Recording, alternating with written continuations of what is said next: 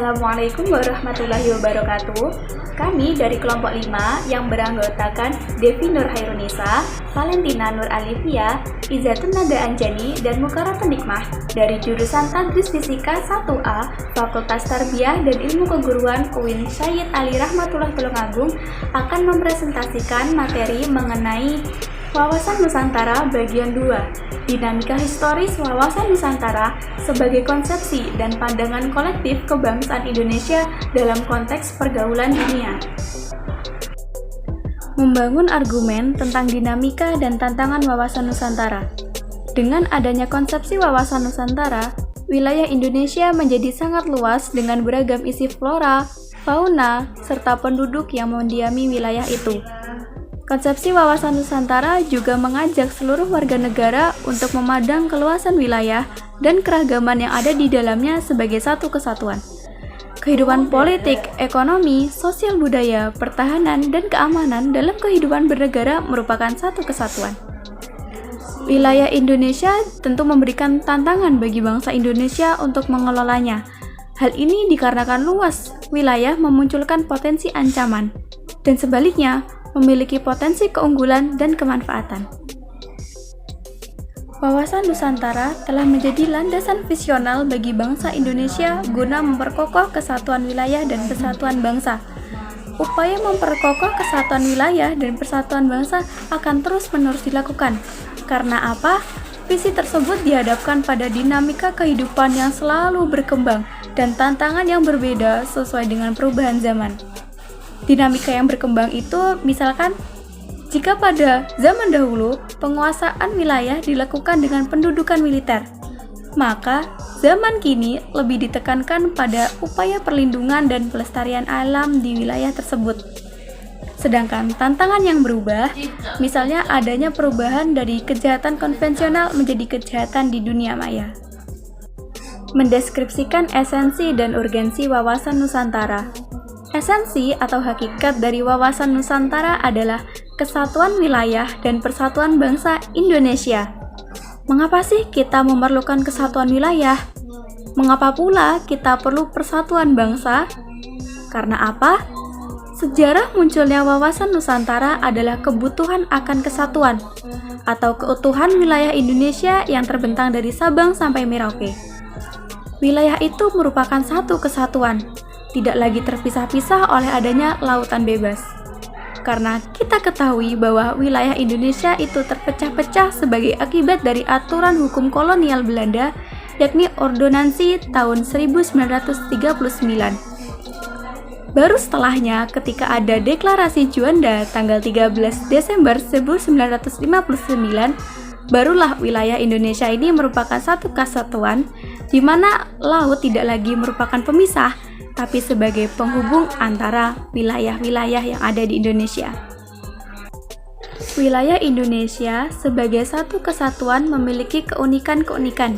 Di antaranya, yang pertama, bercirikan negara kepulauan atau archipelago states dengan jumlah 17.508 pulau. Yang kedua, luas wilayah 5.190 juta kilometer persegi dengan perincian daratan seluas 2.027 juta kilometer persegi dan laut 3.166 juta kilometer persegi. Maka negara kita ini terdiri dari 2/3 lautan.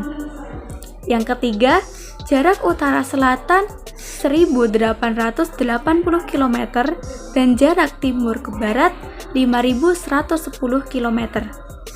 Yang keempat, terletak di antara 2 benua dan 2 samudra yang berposisi silang. Yang kelima, terletak pada garis khatulistiwa.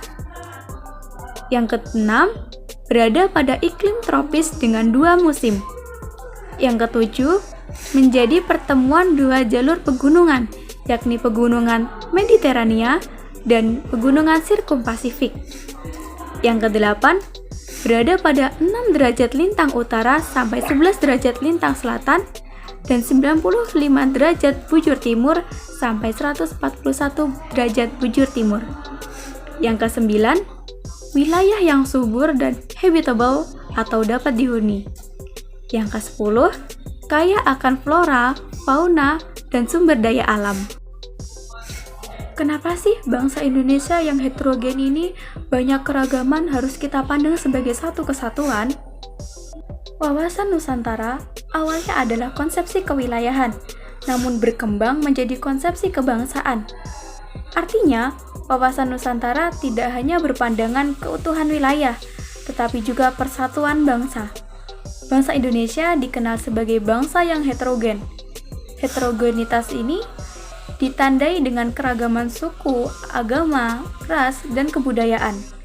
Bangsa yang heterogen dan beragam ini juga harus mampu bersatu.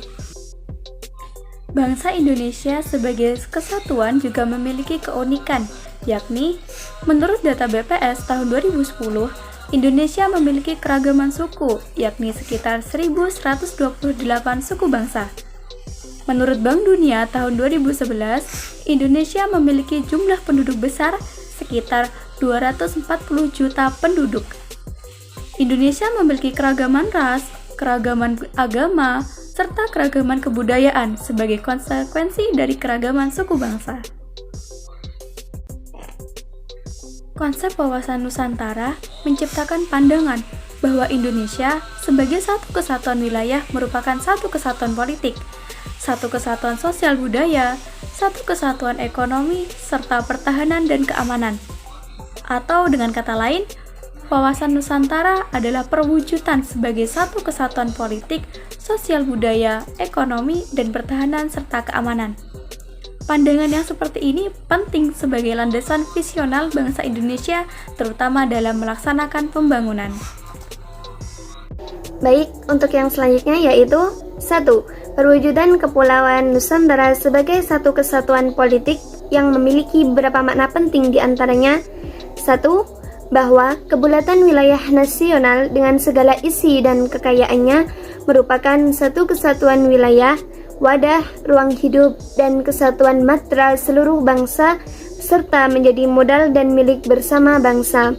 Yang kedua yaitu bahwa bangsa Indonesia yang terdiri dari berbagai macam suku bangsa dan berbagai macam daerah, berbagai macam bahasa daerah, serta memeluk dan meyakini agama serta kepercayaan terhadap Tuhan Yang Maha Esa, merupakan satu kesatuan bangsa yang bulat dalam artian yang seluas-luasnya.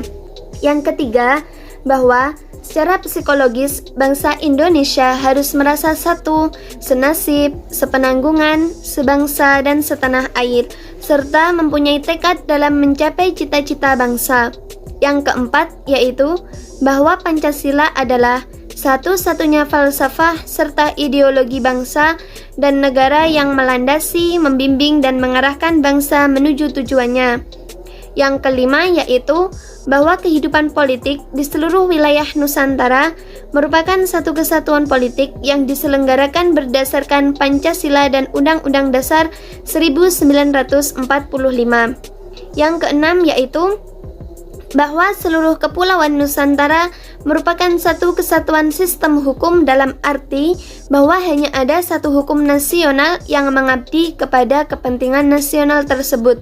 Yang ketujuh yaitu bahwa bangsa Indonesia yang hidup berdampingan dengan bangsa lain ikut menciptakan ketertiban dunia yang berdasarkan kemerdekaan, perdamaian abadi, dan keadilan sosial melalui politik luar negeri yang bebas aktif serta diabadikan pada kepentingan nasional.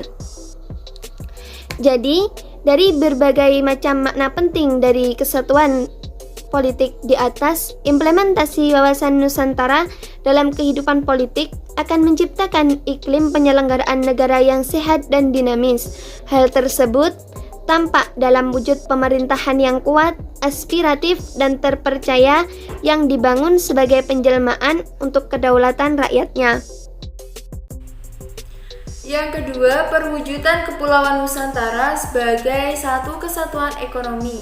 Dalam hal ini memiliki makna yang pertama, bahwa kekayaan wilayah Nusantara baik potensial maupun efektif adalah modal dan milik bersama bangsa, dan bahwa keperluan hidup sehari-hari harus tersedia merata di seluruh wilayah tanah air.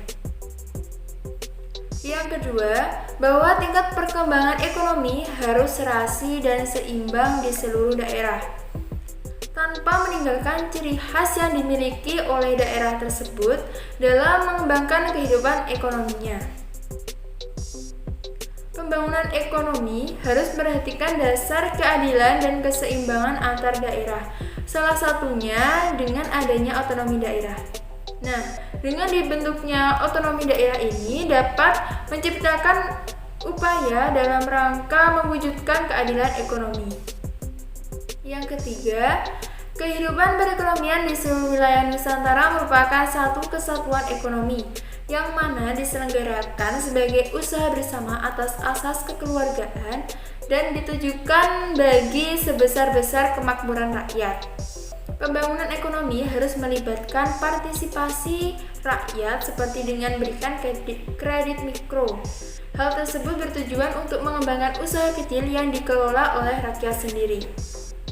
Implementasi wawasan Nusantara dalam kehidupan ekonomi akan menciptakan tatanan ekonomi yang benar-benar menjamin pemenuhan dan peningkatan kesejahteraan dan kemakmuran rakyat secara adil dan merata. Di samping itu, implementasi wawasan Nusantara pada aspek ekonomi mencerminkan tanggung jawab pengelolaan sumber daya alam yang memperhatikan kebutuhan masyarakat antar daerah secara timbul balik, serta kelestarian sumber daya alam itu sendiri.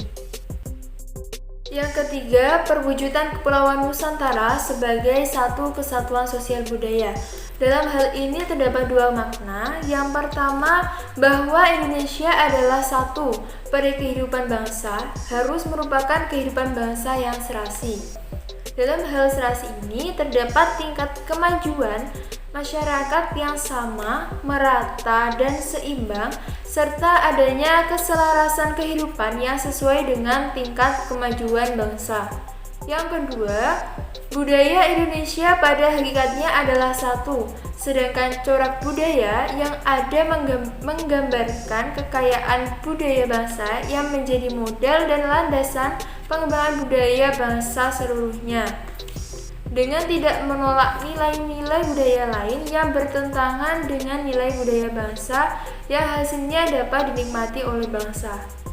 Implementasi wawasan Nusantara dalam kehidupan sosial budaya akan menciptakan sikap batiniah dan lahiriah yang mengakui segala hal bentuk perbedaan sebagai kenyataan hidup sekaligus karunia dari Tuhan Yang Maha Esa. Implementasi ini juga akan menciptakan kehidupan masyarakat dan bangsa yang rukun dan bersatu tanpa membedakan suku, asal-usul daerah, agama, atau kepercayaan, serta golongan berdasarkan status sosialnya. Budaya Indonesia tidak menolak nilai-nilai budaya asing, asalkan tidak bertentangan dengan nilai budaya bangsa sendiri dan hasilnya dapat dinikmati oleh bangsa.